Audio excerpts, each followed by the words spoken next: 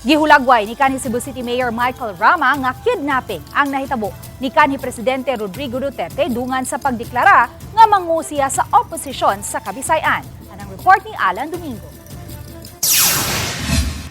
Gibarugan ni Atty. Mike Rama ang Vice President for Visayas sa PDP laban nga bisan unsay mahitabo magpabilin siyang mosuporta sa kanhi Presidente Rodrigo Duterte ilabi na nining pagdakop o pagdala niini didto sa The Hague, Netherlands.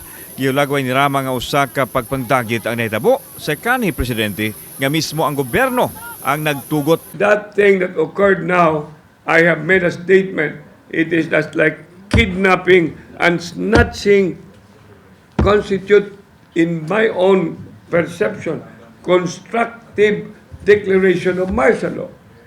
Pasabot na ng martial law. When what happened to Kibuloy, martial law na.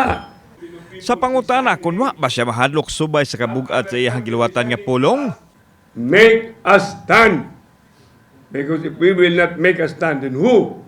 And if it's not going to be now, then when? Matod ni Rama nga kaniadto gilambigit siya ni Duterte sa illegal nga drugas nga naghatag og dakong epekto kaniya apan nagkainistoryahanay sila mahitungod sa isyu hangtod nga nagkalawom ang ilahang panagsuod.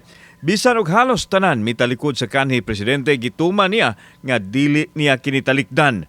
Samtang sa pangutana kon mobisita ba siya sa Netherlands? Kung mabisita ko dito, kisa lang magsaba-saba din eh. Uban si Christopher Lumayag, ako si Alan Domingo.